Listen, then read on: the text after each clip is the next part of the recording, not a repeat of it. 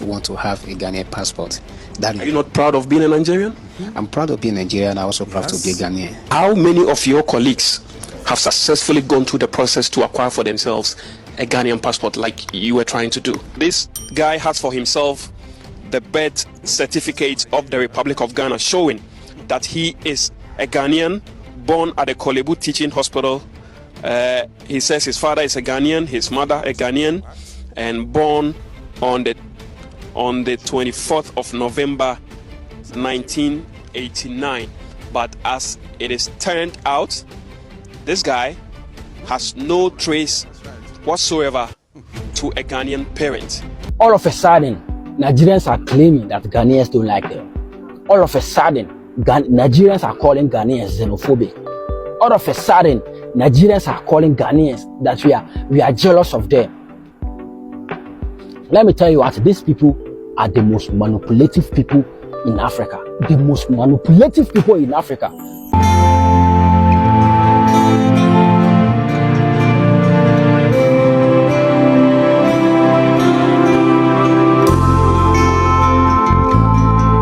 Honestly speaking, I have been seeing criminals that are being caught red-handed, and most of them, you see them so remorseful, so gentle and calm. But I have never come across this particular Nigerian criminal passport identity theft in Ghana as this one I'm about to show you guys. Guys, the level of this guy's criminality, the level of his boldness and courage in criminality is what I'm still studying in Cambridge Dictionary. Yes, so what do they even call that dictionary? Is it Cambridge? Yes.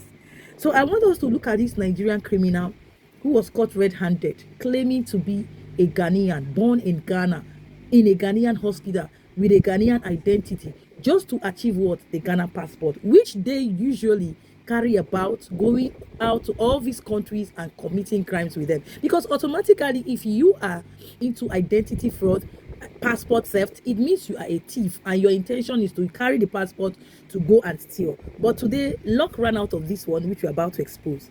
And I want us to take a look at this guy alongside other videos that I really want to show us about Ghana and Nigeria. Let's watch these videos for my sake. Like this video, share, and stay subscribed, and I will see you at the end. Let's watch. Want to have a Ghanaian passport. Are you not proud of being a Nigerian? I'm proud of being Nigerian. I'm also proud to be a Ghanaian. How many of your colleagues have successfully gone through the process to acquire for themselves a Ghanaian passport like you were trying to do? This guy has for himself the birth certificate of the Republic of Ghana, showing that he is a Ghanaian born at the Kolebu Teaching Hospital. He says his father is a Ghanaian, his mother a Ghanaian, and born on the 24th of November 1989. But as it is turned out, this guy has no trace whatsoever to a Ghanaian parent.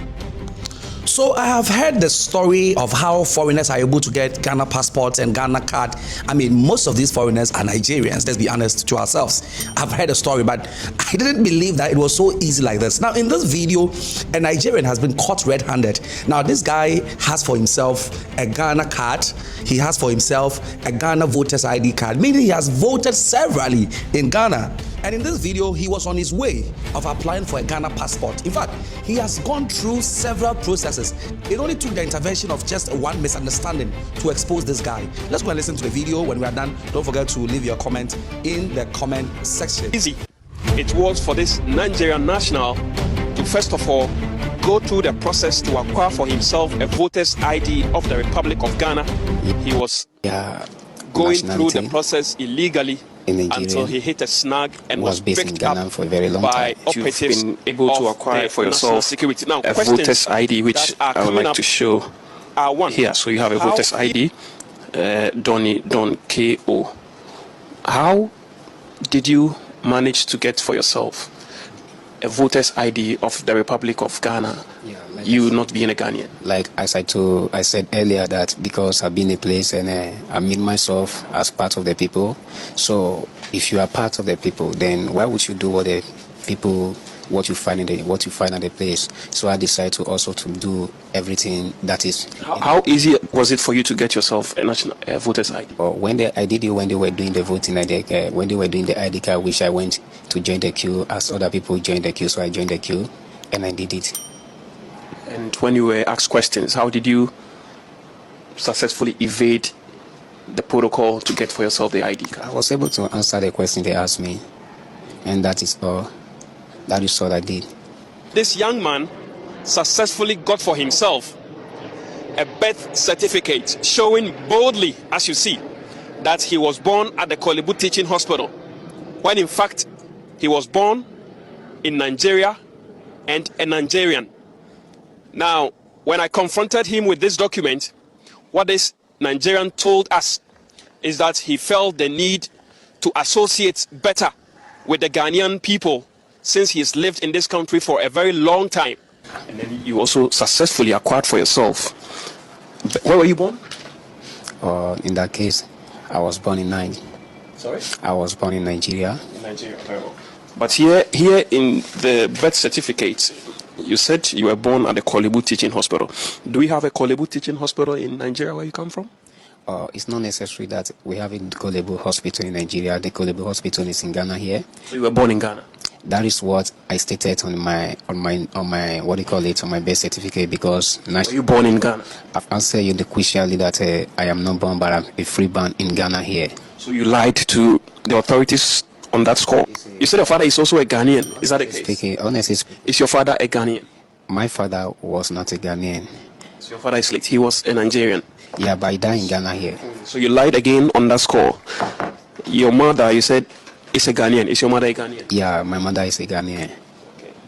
So why did you go through this process to get for yourself the traveling passport of the Republic of Ghana? Good. You asked a very nice question. We shall be able to explain to you. I just want to have a Ghanaian passport. Are you not proud of being a Nigerian?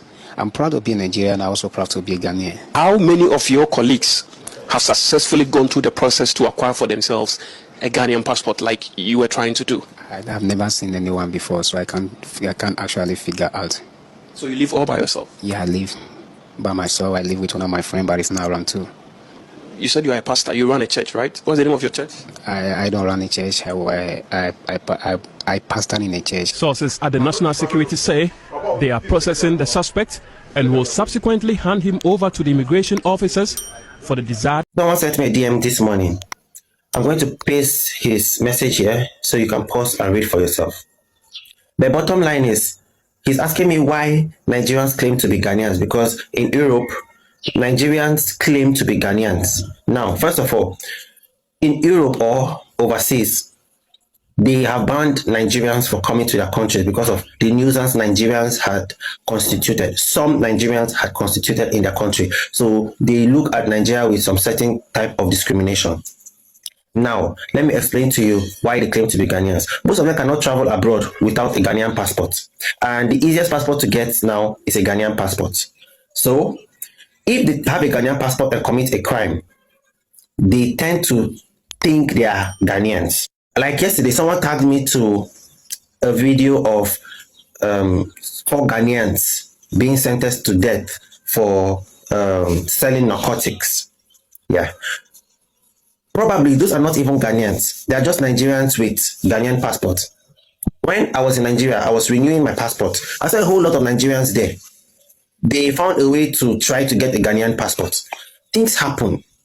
Things happen. Look, Nigerians know that they cannot go everywhere with a Nigerian passport. And some of them, they don't want that stereotype that their brothers had already created in other countries. So they come with the identity of another person, claiming to be Ghanaians. Now, hope I've explained what you need to understand to you. Thank you very much. Tamale people, yeah. Mr. Ni Amakwe is in Tamale. After the food bank opening in Accra, he promised to say he will reach everybody. Una de say na lie now they Accra not what one for. Now he don't reach Tamale. Today he want to open, he want to launch food bank for Tamale. I beg, listen to the. Today we are here in Tamale. We have come here to open your food banks. This place is the first venue. What's the name of this venue? Kuko. Yeah, so this is the Kuko venue. We have other venues. From here, we'll be going there as well. So we have come here to launch and officially declare the Kuko Food Bank open. I have come here personally to see the food for myself. I have had a portion of it for myself, and as you can see, I have tasted the food for myself. I can testify to the fact that this is good meal, and this is a hot meal. This is not symbolic, but this is something that will persist every single day here, and the other centers that we have in this region, and we are going to have.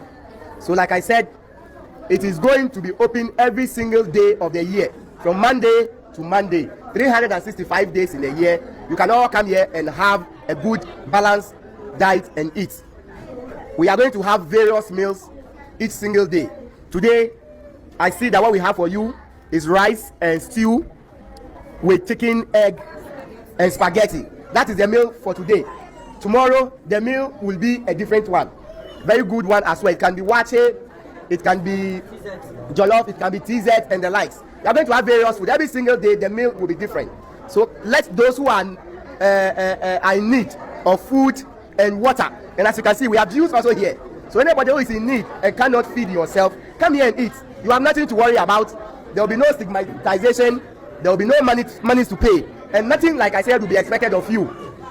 We are not going to seek for your votes today or tomorrow. We don't need your votes. We are not politicians. We don't want anything from you. There is no string attached. Just come here and eat. After eating, all we will need from you is your prayers. When you pray for yourself and your family, pray for us as well, so that our hands will be blessed. So whatever we do, when we make money for ourselves, we will also bring you some here to make sure that we pay for the meals you eat every day here. So thank you, and the center is officially open. You can all have your meals now. What necessitated you decided to feed people for free? Well, I have said this several times in my interview, in many of the outlets we have opened.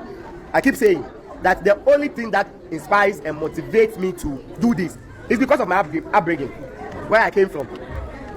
You know, I have been angry before, let me put it that way. I come from a very humble beginning, where sometimes eating is a challenge for myself and my family. Today, my hands are blessed. I have more than I need to eat with my family. And so, I am mindful of the fact that there are still people in our country that are in the state that I used to be. So if today God has blessed me and I have more than enough for myself, I need to make sure that I take care of the other people who do not have the means to feed themselves. This is not an opportunity for people to be lazy at all. Everybody has to go and work. When you work and you make money, feed yourself, don't come here. This is for people who perhaps do not have jobs and cannot feed themselves, or for those who don't have what it takes to feed themselves. We are all blessed differently. There are some people, they just don't have what it takes to feed themselves. If you are one of those people, you can come here and eat. And like I said, you know, I've asked people, ask me, we want jobs. Why are you not giving us jobs and you are giving us food? I have given Ghanaians thousands of jobs. In fact, in this your region, I have several businesses here, and I have so many staffs here, and I keep creating jobs for the youth of Tamale. But not everybody I can employ, and not everybody is employable. There are people who are hungry. I can't give them jobs because maybe the business I'll bring here, and they cannot be employed to do that business. So those that cannot be employed, we have to take it upon ourselves, if we can, to feed them. It's a good thing because yes, so like I said, this is not a short-term thing. We expect to do this for as long as I am alive, and as long as I have breath in me. I intend to make sure that this center will be alive and kicking, and people are going to eat here every single day of my life. You hear him?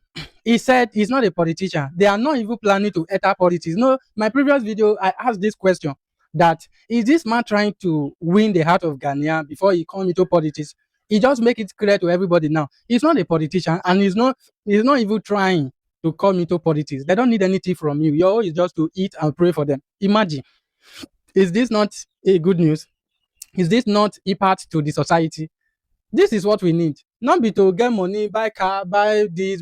They show off. They make people, they make young ones, they feel like, say, oh, they are left behind. To feel like, say, oh, I need to make this money by fire, by force. No, now. At least let's do something to encourage the young ones. With this now, we all know it very well. No matter how the country development, there are some people who their job cannot even feed them. Some people have job, but the job cannot feed them. When they think how much they spend a day and the income they are getting, it can't even feed them. I know somebody who is working. It's working. For him, it's working. He can't sit at home. But the money that he's receiving a month, he can't even feed him for 2 weeks. But he don't have any other option. He have to be doing it. So if this kind of opportunity meets that person and is getting a place to eat at least 1 meal a day, will the person not be happy? So therefore, let's pray for our brother and let's support him in any way we can support him. All of a sudden, Nigerians are claiming that Ghanaians don't like them. All of a sudden, Nigerians are calling Ghanaians xenophobic. All of a sudden, Nigerians are calling Ghanaians that we are jealous of them. Let me tell you what, these people are the most manipulative people in Africa. The most manipulative people in Africa. They will cause the damages.